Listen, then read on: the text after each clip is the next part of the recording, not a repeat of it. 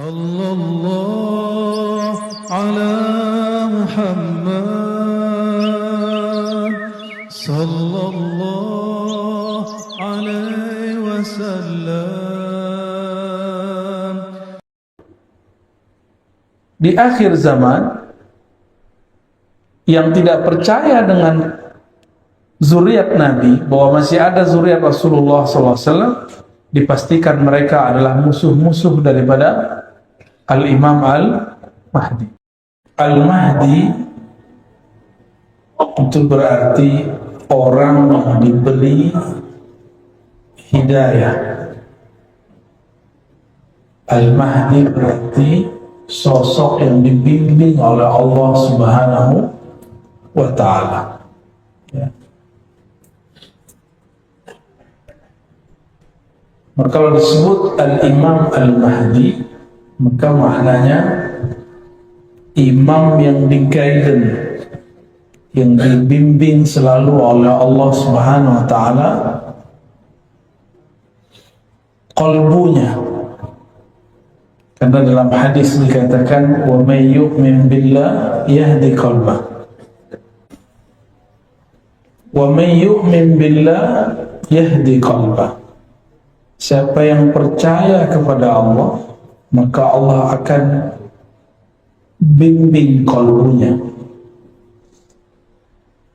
Maka kajian-kajian Al-Mahdi harus menyesuaikan dengan prinsip kemahdian, bahwa Al-Mahdi ini dia bergerak dengan kalbunya, bukan bergerak dengan ra'yunya.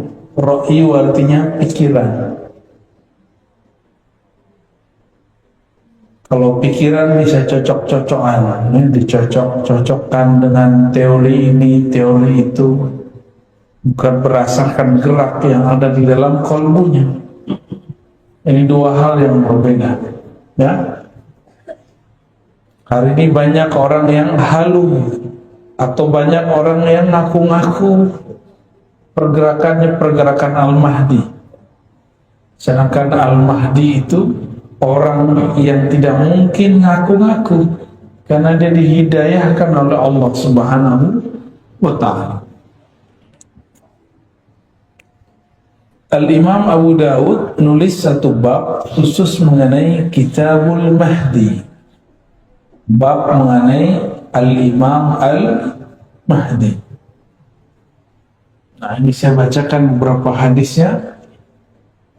An Abdullah bin Mas'ud, dari Abdullah bin Mas'ud, anil Nabi sallallahu alaihi wasallam, dari Nabi sallallahu alaihi wasallam, "Law lam yabqa min ad-dunya illa yawmun." Seandainya dia tidak tersisa lagi di bumi ini, di dunia ini, kecuali satu hari saja, la tawwalallahu dzalikal yawm, sungguh Allah akan memanjangkan hari tersebut. Hatta yab'atha fihi rajulan minni min ahli baiti, sampai Allah memutus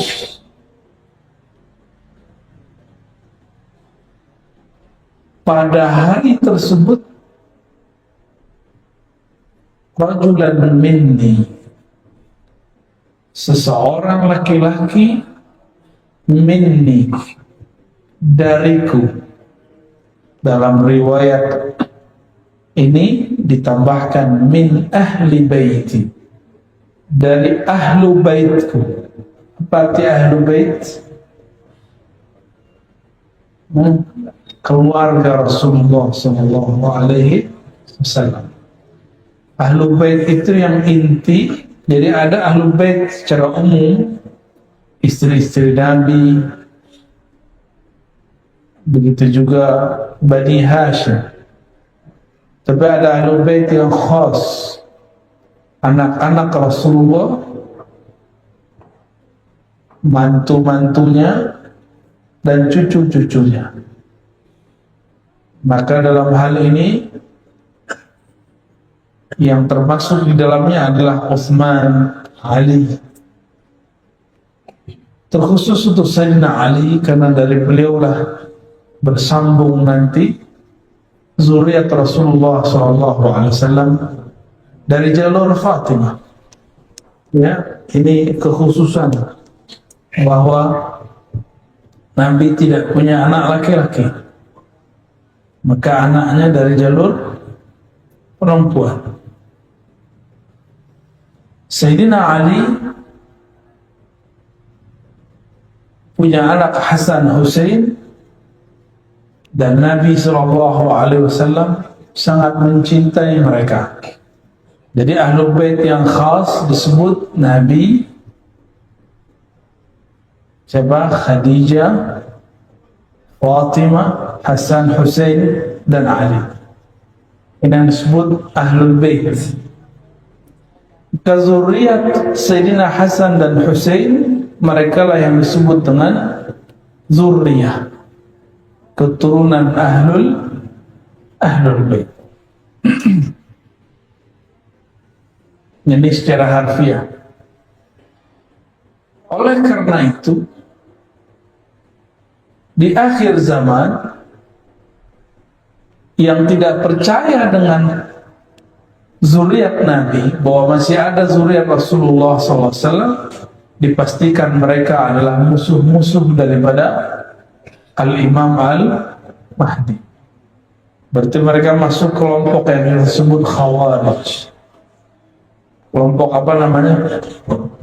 Khawarij. Lalu disebutkan di sini ciri-cirinya. Yuwati ismi. Yuwati bahasa Arabnya muwata'ah. Muwata'ah berarti muwafaqah, munasabah. Sama namanya dan namaku. Ini secara harfiah. Tapi kembali kepada bahasa Arab, yuwati ismuhu ismi, wasmu abihi ismu abi. Ya, tapi di riwayat lain tanpa kalimat abi. Nah, ini yang paling sahih. Isimnya sama dengan isimku. Dalam banyak kajian saya sudah menjelaskan bahwa isim yang kita terjemahkan nama ternyata kurang tepat. Karena kalau sekedar nama, sudah banyak zuriat Nabi bernama Muhammad, benar, atau Ahmad, atau Mahmud, dan nama ayahnya Abdullah, sudah banyak. Ternyata maksud daripada isimnya berkesesuaian dengan isimku. Itu maksudnya adalah isim dalam pemaknaan yang lebih luas. Ya, apa arti ism? Al-ismu al-alamu was-sumu. Jadi ism itu maknanya tanda-tanda. Dan yang kedua, as-sumu, ketinggian ilmu. Jadi apapun tanda-tanda yang ada pada diri Rasulullah SAW, maka akan ada pada Al-Imam Al-Mahdi. Nah sekarang nih Mahdi palsu lagi nyocok-nyocokin tanda-tanda dia. Ya. Tapi mereka salah paham, dikira itu tanda-tanda fisik.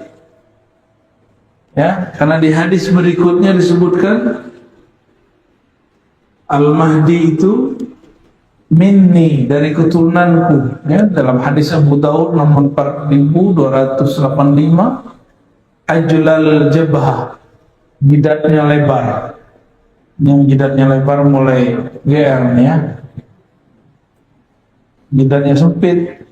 Wah, kayaknya bukan saya nih. Ada orang datang jidatnya lebar ke saya, mau ngaku dia Imam Mahdi, tapi langsung kita bilang, jidat lebar kayak kamu mau ngaku Mahdi?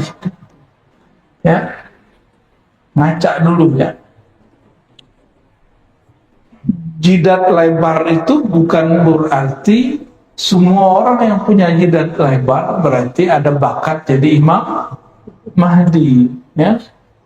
Itu orang stres mungkin, ya.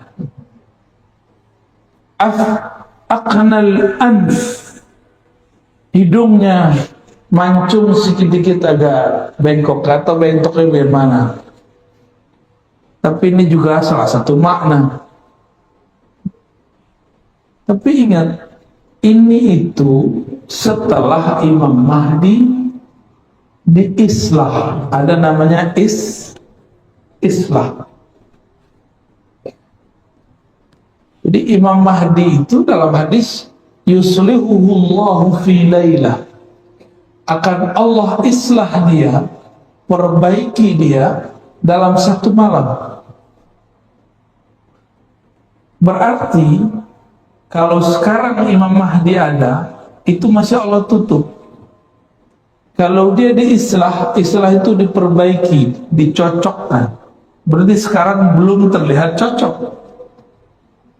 Berarti sekarang belum matching lahir batinnya, sehingga orang bingung, ini masa ini Imam Mahdi.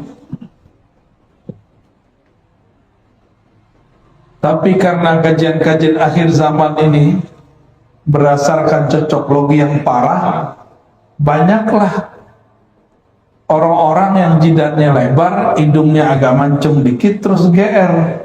Sepertinya saya lah Al-Mahdi.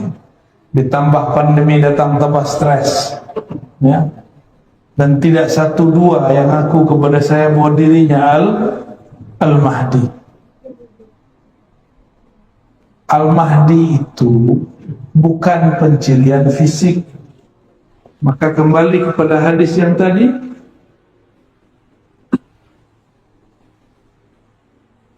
ismuhu yuwati ismuhu ismi, isimnya tanda-tanda hakikat dirinya, bukan tanda fisik, bukan tanda fisik. Kalau tanda fisik banyak zuriat Rasulullah mirip Rasulullah Sallallahu Alaihi Wasallam, ya.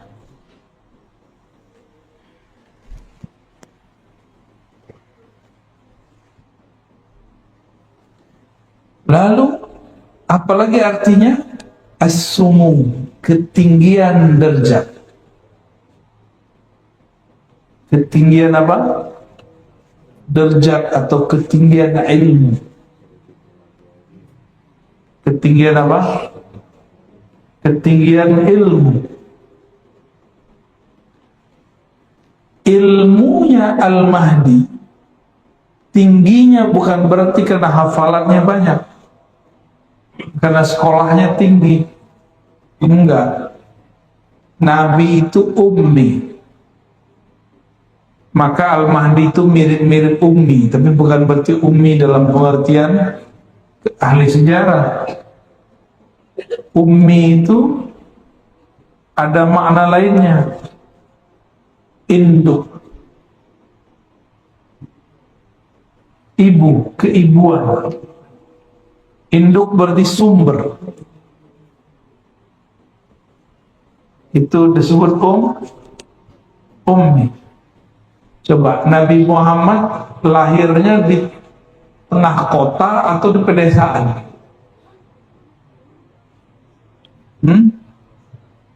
Mekah itu kota pedesa?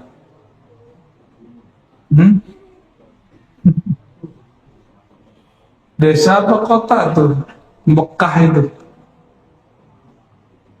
Berarti nggak paham ya selama ini Mekah itu apa ya? Bayangin desa gitu ya, itu nggak ngerti sejarah. Nih kita kasih tahu, di tanah padang pasir yang dibutuhkan apa? Air. Maka di mana ada air itu menjadi pusat peradaban, jadi kota besar. Di padang pasir di Hijaz, di mana pusat air? Di Mekah. Berkah kaki Sayyidina Ismail, maka keluarlah air. Ada orang safar, mereka minta air. Ada yang tidak pindah-pindah. Terjadilah perkawinan, terjadilah perdagangan, terjadilah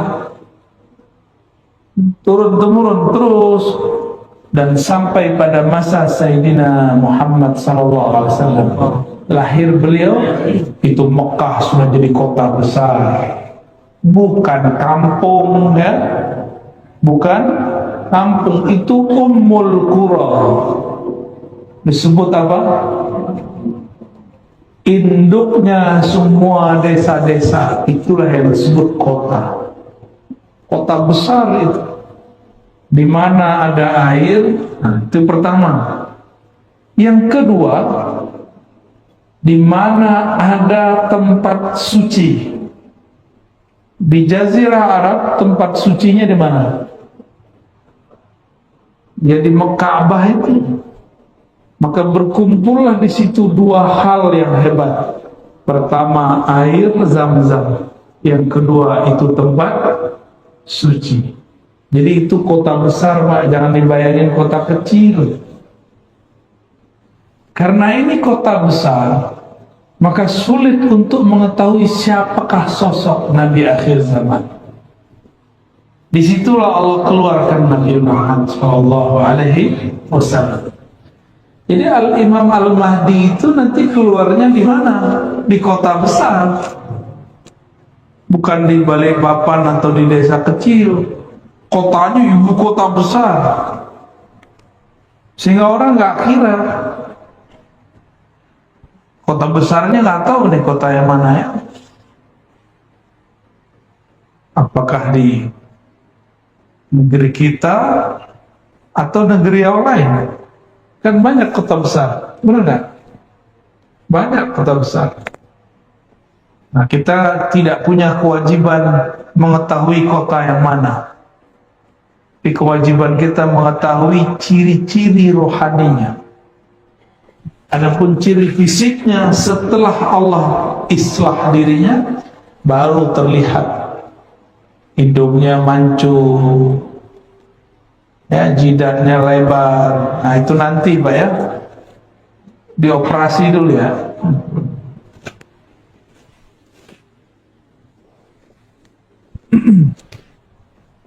Nabi Muhammad SAW ketika kecil kolbunya dibersihkan oleh Sayyidina Jibril, Sayyidina Mikail. Maka Al-Imam Al-Mahdi itu kecilnya pasti dibersihkan juga oleh Allah. Bukan mimpi, keadaan jaga. Karena Nabi Muhammad SAW mengatakan, waktu aku kecil, tiba-tiba ada dua makhluk putih bersayap turun dari langit, mengeluarkan isi jantungku, lalu membersihkan dua roda hitam di dalamnya. Itu pernah kejadian. Nah, Imam Mahdi pasti di waktu kecilnya mengalami hal yang sama, bukan mimpi. Kalau mimpi nggak masuk, mungkin dia cuma seorang wali, bisa jadi wali Allah, bisa jadi wali setan. Apalagi Nabi Muhammad SAW ketika beliau jalan, ya, jalan di pohon ucapin salam, jidatnya lebar. Itu pohon ucapin salam? Enggak. Kalau iya langsung dibilang orang kayaknya miring ya. Masa pohon ngucapin salam? Nabi Muhammad SAW melewati pepohonan, bebatuan, itu batu mengucapkan salam. Terbayang nggak? Lagi jalan tenang-tenang, tiba-tiba dengar suara batu. Gimana? Batu ngomong, kabur atau tetap situ? Mana? Kabur ya? Saya yakin yang sudah umur 50-60 aja penakut ya.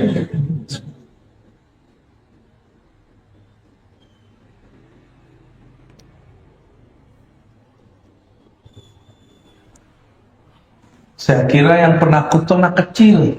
Ternyata orang gede lebih penakut dari anak kecil. Dulu kita waktu kecil diizinkan Allah, ya beberapa anak kecil tuh izinkan Allah tuh melihat alam-alam lain. Biasanya kalau diperlihatkan malah penasaran, apa nih ya. Kalau sudah jadi aki-aki malah kabur ya. Wajar nggak jadi nabi kan? Wajar nggak jadi Imam Mahdi? Karena kalau ngalamin dikit takut GR. Kawan saya baru mimpi ketemu Rasul, girangnya bukan main. Baru mimpi ketemu Rasul Sallallahu Alaihi Wasallam. Ibunya Rasulullah hampir tiap malam ketemu malaikat atau ruh para nabi. Hampir tiap malam. Udah gak kaget, udah gak norak, kira-kira begitu. Tapi kawan kita baru sekali mimpi Rasul, cerita kemana-mana ya, girang. Itu baru dikasih satu mimpi. Mimpi itu adalah wahyu-wahyu yang tersisa. Mimpi yang saleh, mimpi yang bagus, ar-ru'ya as-salihah, itu adalah busyra, kabar gembira yang masih tersisa di akhir zaman. Bentuk lain daripada wahyu-wahyu yang tersisa, disebut ilham atau mimpi yang baik. Maka Al-Mahdi itu tidurnya adalah perjalanan rohani. Bisa jadi dia diperjalankan ke masa lalu, bisa jadi dia diperjalankan ke masa depan. Ya.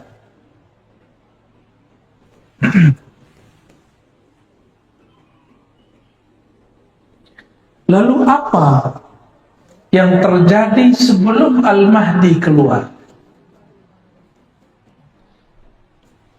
Hatta yab'atha fihi rajulan minni min ahli baiti wa tasmu ismi wa ismu abi yamla'u al-ardha qistan wa 'adla kama muli'at zulman wa jawra. Al-Mahdi itu tugasnya memenuhi bumi dengan keadilan, sebagaimana bumi sudah dipenuhi dengan kezaliman. Berarti ciri-ciri turunnya Al-Mahdi, bukan turunnya, khuruj, munculnya Al-Mahdi nanti, imam akhir zaman itu, kalau bumi sudah dipenuhi oleh ketidakadilan. Ini bukan tidak adil versi ahli politik ya. Tidak adil secara umum global. Karena lafaznya bukan Indonesia, bukan Saudi, bukan Malaysia, bukan Singapura. Lafaznya al-ardu, bumi. Sebagaimana bumi dipenuhi dengan kezaliman, maka dia akan datang membawa keadilan. Maka hemat kami, tidak ada kezaliman yang lebih besar selama ini melainkan pandemi yang disebarluaskan. Ada nggak negara yang nggak kena pandemi? Lubang semut aja kena, Pak. Di awal-awal pandemi itu yang kenakan Depok. Tapi ramenya sampai lubang semut. Sampai komplek-komplek ditutup semua. Tiba-tiba orang jadi prokes-prokesan. Yang kena di Depok, yang rame orang Balikpapan, tutup semua, benar nggak? Hebatnya berita, ya, hebatnya orang bikin berita. Itu yang bikin ketawa-ketawa, Pak. Kita ketakutan. Yang nyebarin virus itu ketawa-ketawa, kita ketakutan. Virusnya ada, cuma beritanya diada-adakan. Masa yang kena di mana, yang nutup kompleks di mana? Kita dimain-mainin semua, dan itu sudah tidak adil. Udah begitu ekonomi hancur, benar ya? Habis hancur, apalagi banyak toko-toko tutup, Kawan kita di Jakarta, di Tanah Abang banyak pulang kampung stres. Banyak tutup buku. Bukan hanya bukunya ditutup, toko-tokonya ditutup.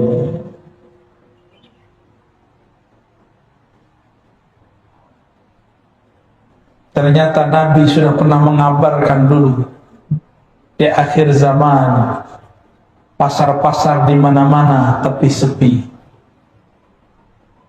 Maka sekarang depan komplek sudah ada toko-toko, udah kayak pasar, tapi sepi. Maksudnya apa? Orang nggak belanja lewat pasar. Nabi kan nggak mungkin bilang nanti di akhir zaman ada Tokopedia, ada Lazada, ada Shopee, kullu bid'atin dhalalah. Nggak mungkin Nabi bicara dengan lafaz-lafaz begitu. Tapi Nabi kan diperjalankan ke masa depan, ke masa kita. Dan Nabi lihat orang-orang menggunakan handphone. Tapi kan nggak mungkin Nabi bilang nanti ada benda kecil dipencet-pencet. Nggak mungkin Nabi ngomong begitu ya. Nabi ngomong dengan bahasa para sahabat. Ini handphone canggih ya. Mau berangkat ke Jakarta tinggal pencet-pencet kan? Zaman kita dulu masih kecil, waduh, masya Allah. Apa namanya dulu? Warung telkom apa? Wartel, bukan warteg ya. Wartel, ribet. Nelfon 5 menit, kenanya 50.000. Sekarang Bapak bisa telepon sepanjang-panjangnya, secapek-capeknya, sampai doer bibirnya boleh, sampai habis tuh baterainya boleh, tapi nggak nyampe 50.000. Ini ke depan fasilitas hidup tambah mudah, tapi karena manusia dimanjakan, maka perasaan dia susah sedikit terasa susah sekali. Kita ini terlalu manja, Pak. Dulu kita biasa kemana-mana jalan kaki, benar. Sekarang cuma 100 meter pakai mobil. Gaya benar ya. Cuma ke depan 500 meter udah pakai motor. Wajar kalau sudah banyak penyakit hari ini. Masih muda, penyakitnya sudah banyak. Ya. Ini juga zolim kepada badan.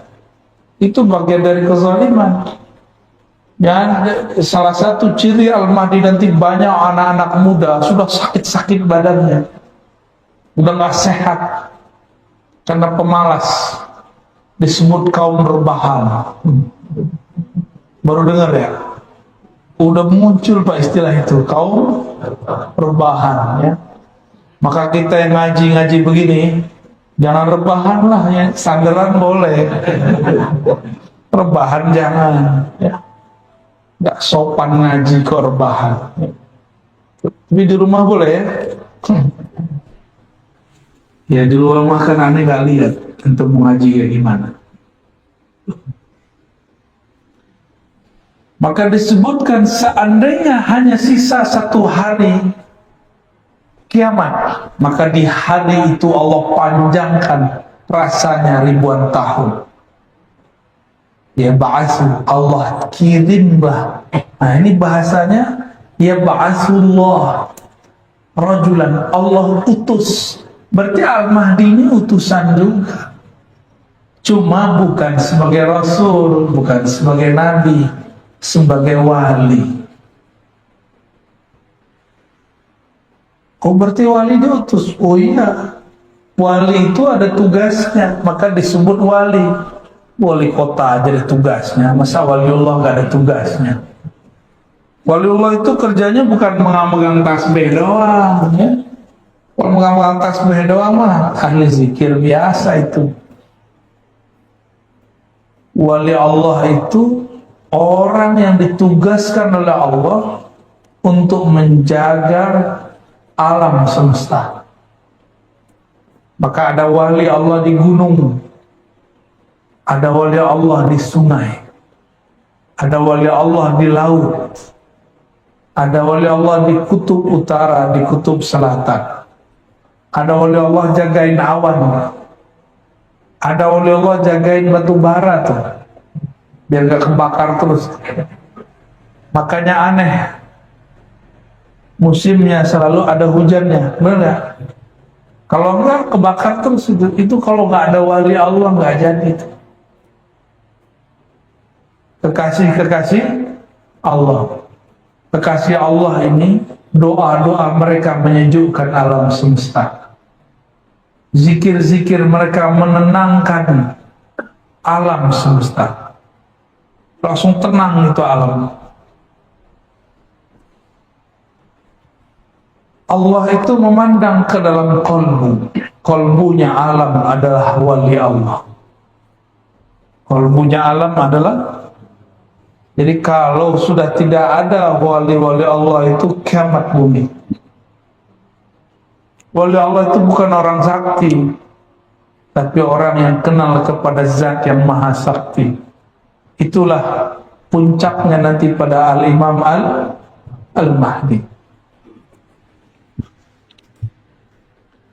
Di dalam hadis Imam Ahmad dikatakan, seperti yang pernah saya sebutkan dalam banyak tempat, itu imam akhir zaman.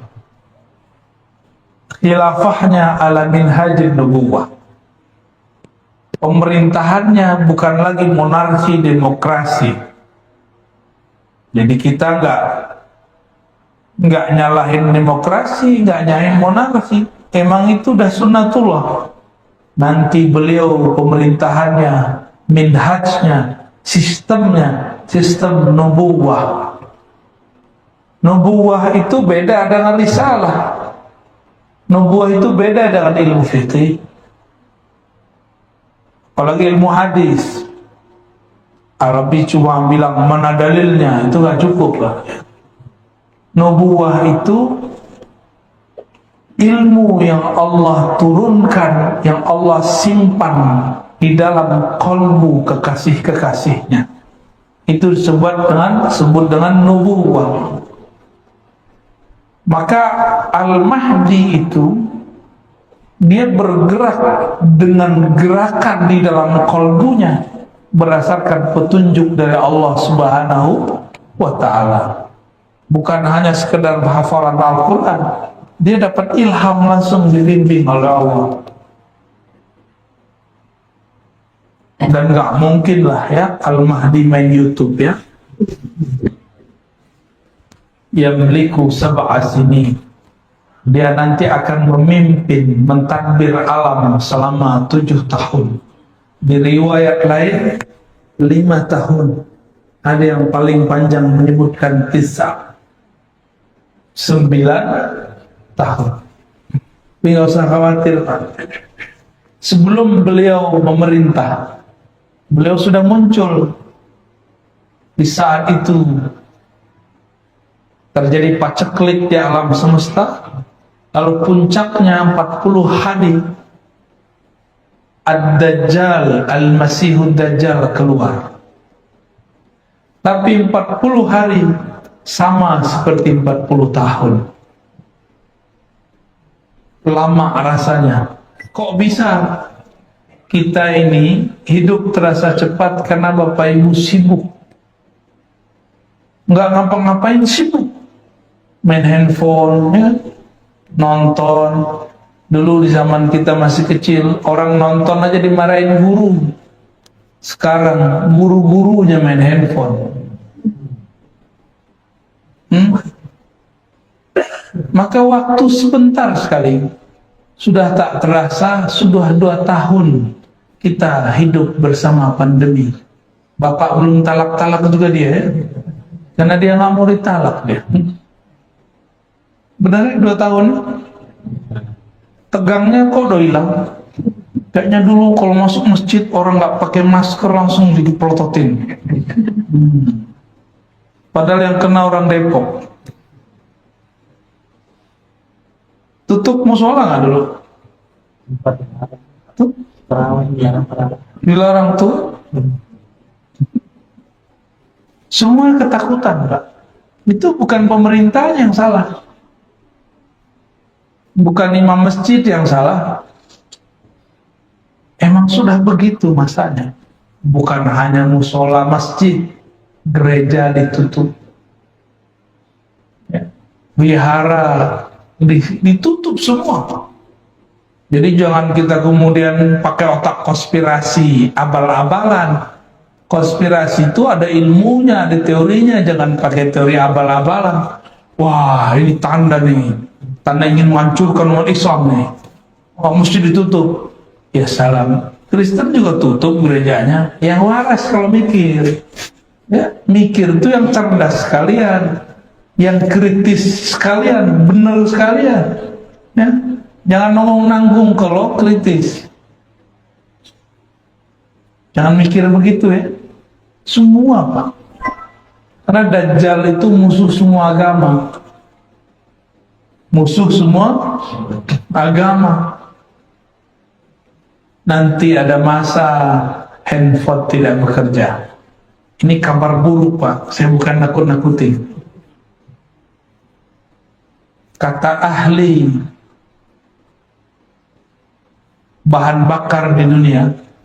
Ini kan Balikpapan ini punya, ada Pertamina, dulu ada Chevron, ya, ada Total, masih ada nggak tuh? Udah nggak ada ya? Udah angkat kaki dia. Itu ciri-ciri itu deh. Nanti 2030 kata mereka, mobil-mobil kita yang pakai bensin, pakai solar, nanti nggak bisa lagi, kehabisan energi. Jadi mumpung masih bisa beli mobil bensin, Pak, beli nggak sekarang? Nggak jauh juga ya. Maksud saya sederhana. Ilmu tentang akhir zaman itu beda ahli, beda ibarat, beda istilah. Kita menyebutkan di akhir zaman semua kembali manual, gitu. Ya, tapi dalam bahasa orang-orang ekonom, bahasa orang-orang ahli bahan bakar segala macam, nanti 2030 orang mesti beralih kepada listrik. Saya nggak yakin juga. Kita tunggu Pak 2030, ya. Bapak mau nunggu nggak? Ya, mobil-mobil katanya yang bensin apa nggak ada lagi. Ini sudah kabar, berarti ada kesepakatan antara ahli agama dan orang-orang yang di luar ahli agama, cuma beda istilah. Kita nyebutnya apa tadi? Nanti serba manual.